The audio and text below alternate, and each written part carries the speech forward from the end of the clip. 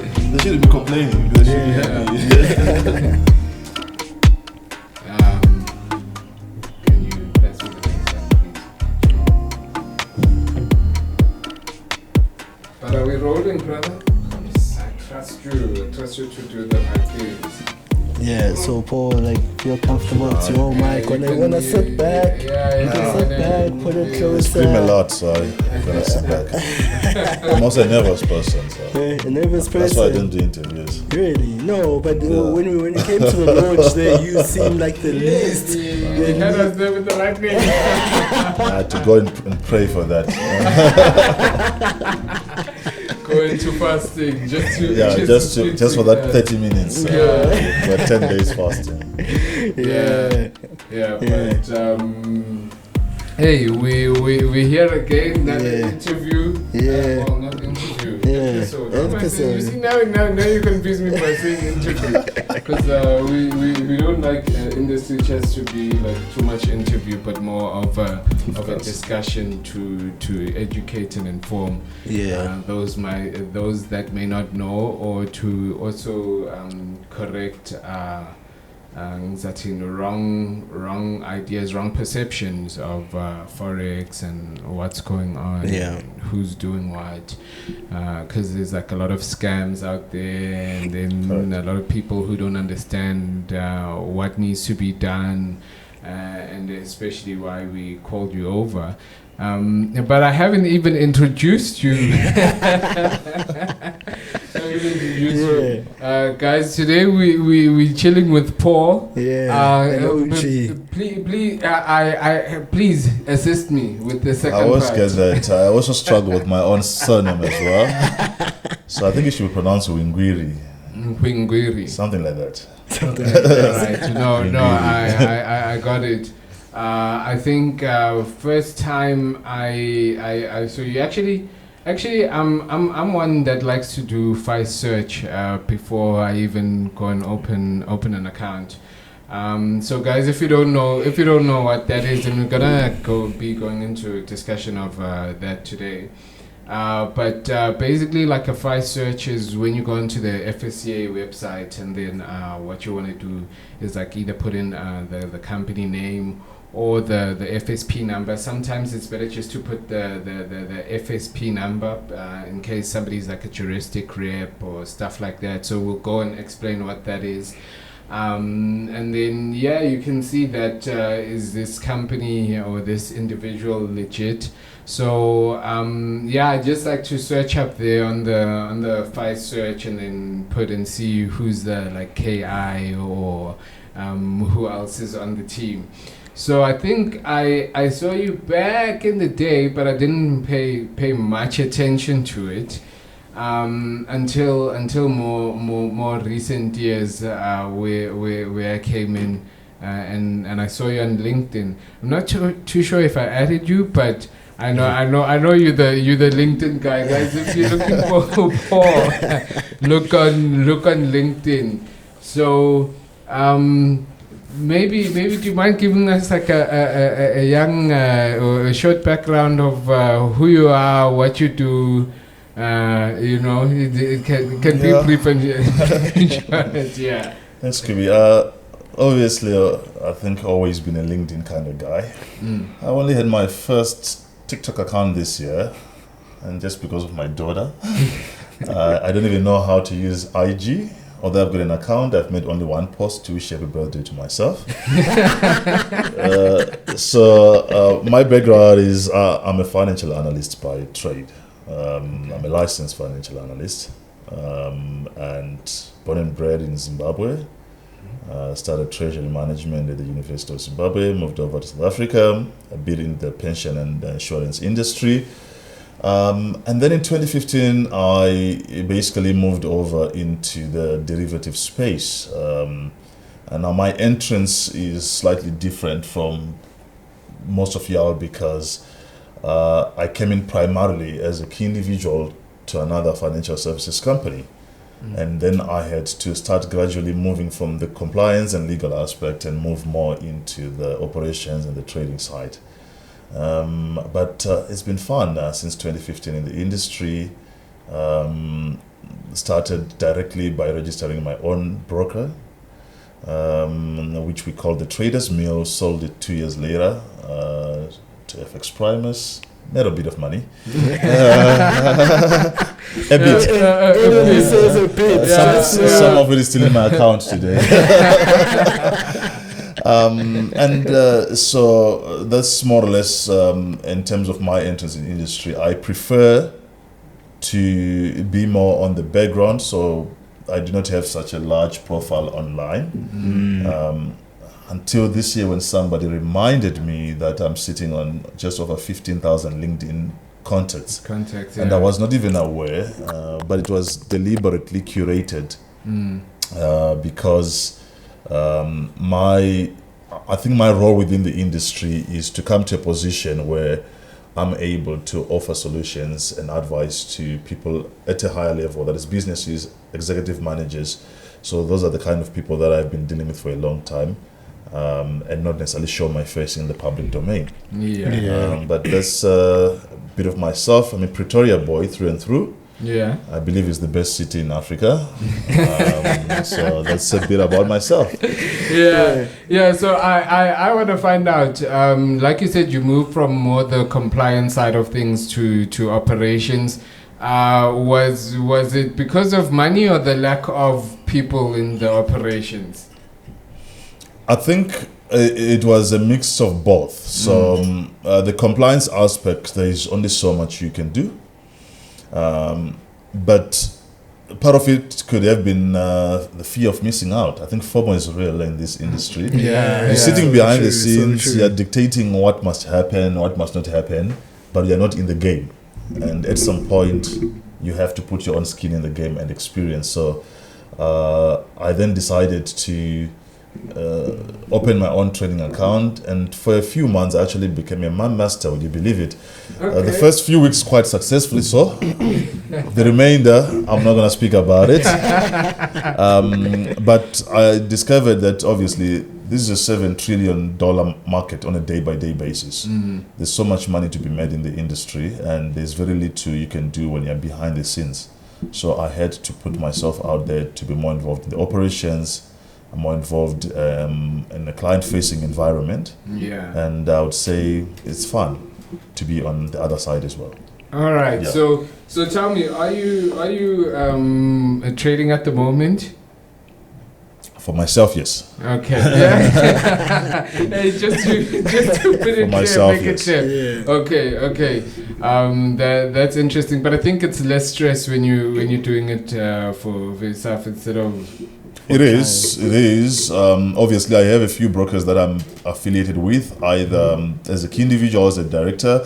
I cannot trade on those platforms, but I do it for the fun of it. But I also make a little bit on the trading as well. Okay. Okay. All right. Cool. Yeah. I mean, obviously, just for you guys, we're chilling. Today's conversation, we're talking all things regulations within the industry, but also we're gonna also touch on ODP, because that's also like a very big conversation right now. Probably the biggest conversation right now in the industry.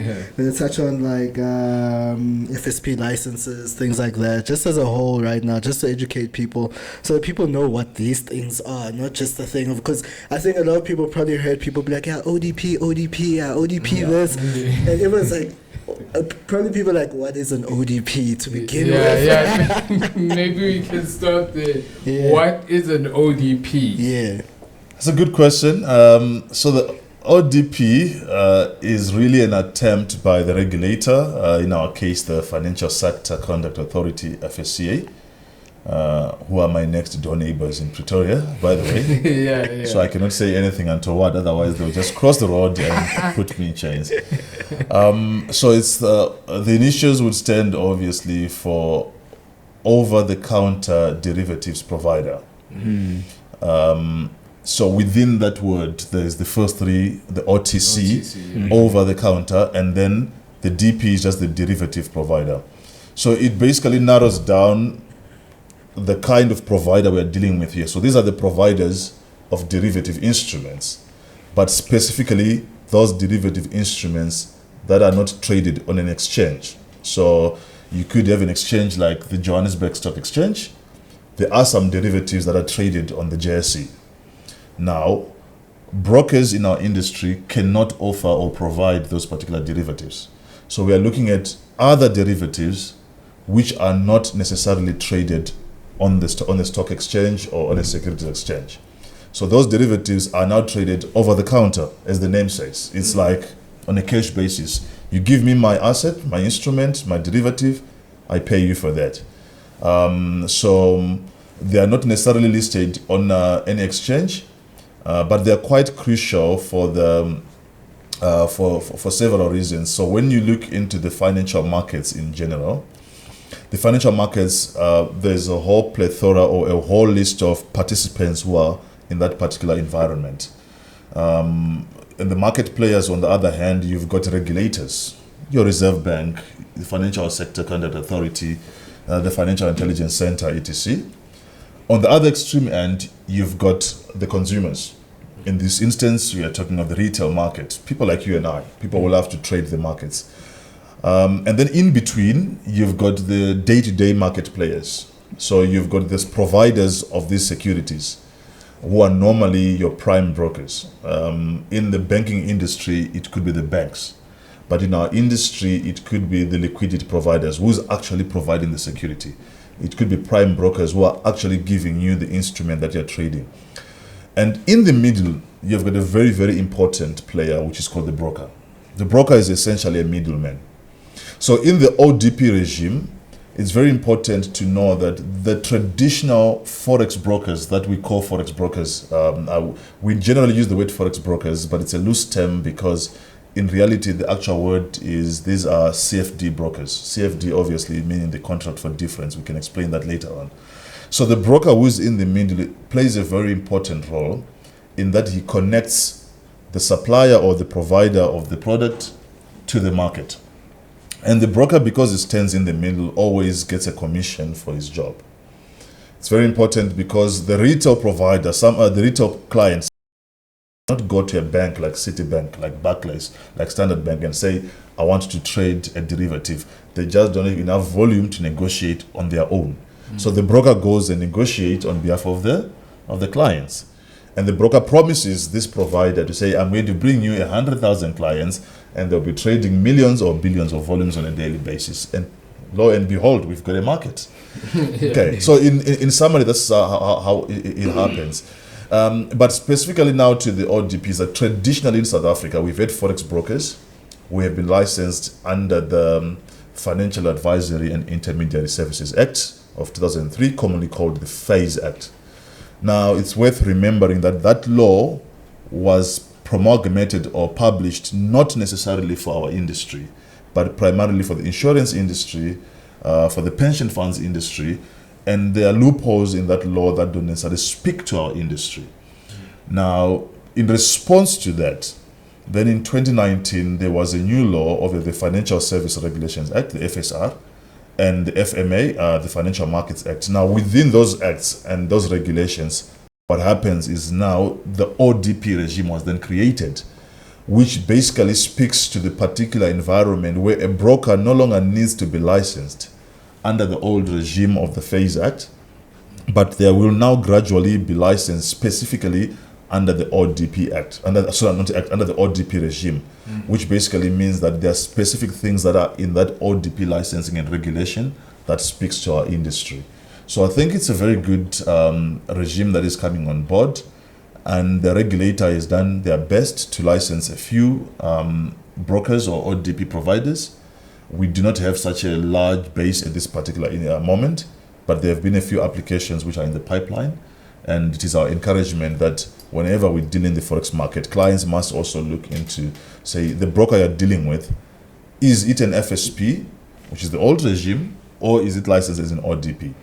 If it's an FSP, does it have a contract with another liquidity provider or another ODP behind the scenes to provide the services that they're providing? Otherwise, they run then the risk of dealing with an unlicensed or an unregulated broker. So in summary, that is like the ODP regime, how it looks like. Yeah, because one of the biggest questions I've had in my mind Look, you know how our industry is. We're all trying to make money. Right. So a lot of South African brokers, the guys working in there have like to push this narrative of, oh, international brokers won't come, the FSCA is gonna shut them out, and all of that. So with that in mind, and I remember we had a bit of this discussion, just maybe for other people that are interested to know. Do you feel I don't know how the regulation stands, but do you feel it's necessary then for example, because you said if somebody has an ODP with some, or has an agreement with another ODP, then it's fine. So do you think it's necessary that international guys get their ODP in South Africa? I think it is necessary. The reasons I would say so is at some point we've got to level the playing ground. So you've got these big international brokers who've got outsized marketing budgets who can come into the country. Some of them don't even have to be there physically. They can come virtually and market into South Africa. And guess what? When they make their profits, where do they take the funds to? They take them offshore. Yeah. And it defeats the whole purpose of having regulators locally. Yeah. If international players just come and play into our markets willy-nilly without... Now think about it. We've got local banks in South Africa. Okay, we've got the top 4, top 5, and we've got several other smaller ones. If we would invite a big bank like Citibank, like Barclays, or any other bank for that matter, to come into South Africa and just start opening up branches everywhere, bypassing the South African Reserve Bank, it would create a situation where you have local banks thinking, why then do we need to be regulated if somebody can come from outside and just come and open up shop? So if it is true for the banking sector, it should also be true for us in the non-banking environment. Okay, so we want to play by the same rules, and we also want to have some level of decorum and respect and deference to the regulators that we have locally. So it is important for any international broker to say that South Africa is an open market, but you still got to play by the rules. Firstly. Secondly, not all regulators are created equal. So we've got to determine, if you are thinking of coming up with a foreign liquidity provider, where are they regulated? Okay. We would be comfortable naturally if we say we are dealing with a prime broker regulated by the FCA in the UK. Why? Because they've got decades of experience. It's a mature regulator. We think they should know what they're doing. But then you do get brokers and prime brokers and liquidity providers who come out of jurisdictions that you have to take 3 flights to get to. Some islands where there's 50,000 people, nobody's ever heard of it. I see people are running to St. Vincent these days. St. Vincent and Grenadines, the Republic of Vanuatu. Yeah. They're all good countries. And also BV. The British Virgin Islands, very beautiful islands. You want to go there for a holiday, that's very good. But are they really strict with regards to what happened in their economy? That's questionable. So if you're a regulator and you're sitting on the other side, you're the FSCA, you have a rightful concern if somebody comes and says, oh, by the way, I want to provide liquidity services in your country, but guess what? I'm actually regulated in the Republic of Saint Fukusake, for lack of a better word. I don't want to come up with a name so that the ambassador might contact me. So I think it's very important. It's very important that at the end of the day, that the FSCA is doing the right thing to say that we have tier 1 liquidity countries or regulators, and they would obviously primarily want to be comfortable to say, oh yes, this is coming from the US SEC, the FCA, the Australian Securities Investment Commission in Australia. Yeah, that's more or less like it. How's your feeling about SISEC? I know they've been getting stricter over like the past 2 years, but how do you feel? Do you think that they can fall under tier 1? It's not necessarily about what I feel, but it's about the general market sentiments. They are not currently regarded as a tier one regulator, not just here in South Africa, but even in the European regulations themselves. But they are a good regulator, and I cannot discount them of anything. But I mean, we've got our own very good. I think the FSCA is maturing in terms of its response application. Yes, there have been some teething issues. We've had some brokers which have been closed, maybe a bit too late, or maybe the penalties are not all equal. That is all part of the learning process. And we can either sit on the other side and blame the regulators, or we can actually participate. My personal choice is I choose to participate in the forums into which the FSCA jumps onto, because the industry can only grow stronger if we as market participants participate in the building up of its regulations.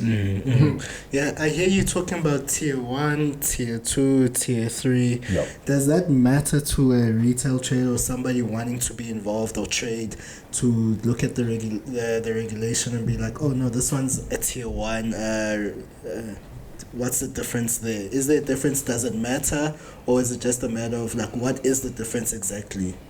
I think it matters as much as it matters to an individual guy on the street where he puts his bank account. Okay. There's a reason primarily we call them the big 4 or the big 5, because they've got the most number of clients. The reason why they attract the most number of clients is probably because there's more trust in terms of the depth of their balance sheets, etc. And by the same token, if you come into our industry, then what you see is, I'll give you an example. In 2008, we had a global financial crisis, largely triggered immediate cause by the collapse of Lehman Brothers. By then, it was the second largest bank in the United States. One of the benefits that came out of that is the fact that for individual depositors, their balances were secured by an insurance fund. So if you had less than 100,000 into your investment or savings account, that money was not lost. The insurance was able to pay for you. Why? Because that was a tier 1 bank. So there was some level of comfort that comes with somebody being considered or perceived to be in the upper tiers or upper echelons of banking. And the same applies to us. When you deal primarily with a tier 1 liquidity provider, tier 1 regulator, or tier 1 broker, you do get several advantages that come with that particular label. For example, professional indemnity. So professional indemnity is a kind of insurance that kicks in the event the broker fails. A broker collapses for whatever reason. You as a client, you want your deposits to be secured. To say, in a worst case scenario, I want to be able to go to another insurance or another regulator and I can recover my loss. Yes, the broker has gone down, but there must be a pool that secures that. So for a broker to qualify it to be classified as a tier 1 or in the upper tiers, they then have to meet those several checklists to say, is there professional indemnity insurance? Is there are there fidelity guarantees in there? Is there an extra pool? I'm just giving one example. There are several things that obviously come into it. But generally, a tier 1 broker tries by all means to make sure that, for example, their taxes are in order, their accounts are in order. So the reason why they're doing so is because they want to give you more confidence. And a tier 1 broker is able to provide you with the best executives that run the company. One of the things why we do what we do and we trust the companies we invest in is because we look at the board of directors, we look at the CEOs, we look at who's coming into this. And a professional broker, a tier 1 company, is not going to employ a tier 2 CEO. It's as simple as that. And because they want to employ a tier 1, they have to pay more, they have to do all these things. And what does it mean? It means more security, more guarantees. There's nothing, obviously, that can be guaranteed for 100% in life. I mean, we've just had a crisis now with FTX, which was obviously bankrolled by one of the world's best known crypto experts. Sometimes things happen. But you want to reduce that level, or say, when I'm going blindly and say, okay, I just trust any broker that just works up next door to me. Because in that regard, we do accept there are some unscrupulous players in our industry. And how do you identify them? They try to hide under the carpet. They try to run away from regulation, from licensing, etc. So it's very important for a normal person, a retail trader, to look into where they are regulated, who's regulating you, Where are your executives? Who are your key individuals? Those are very, very important questions. Yeah, I actually have a real life example of that, especially when you were touching on the insurance. So 2015, and you said that's when you moved into the space. So I'm not too sure that if you know what is going on, but a lot of brokers were in trouble because of the Swiss franc movement. And I was actually caught up. I was with Alpari UK, and they had big issues, and the broker closed down. They moved us to someone else. I forgot who it was, but I remember. Like you said with the insurance, I had 1,300 US there, and you can imagine at the time it was 2015, so it was a lot of money to still is today for some of us. No, I'm saying levels. Relative, you know. Yeah. But at least it was a regulated broker, so all accounts from, because I was hearing you say 100,000 with the Lehman Brothers. With them it was 50,000 pounds. Oh, nice. Yeah. So at least I got my payout. It was like a year later, but at least I got my deposit out, and then you find people in local markets that are still crying over their withdrawals over the broker that closed down. True. They're like, hey, where's my money? So was that a thing of like insurance was not up to date?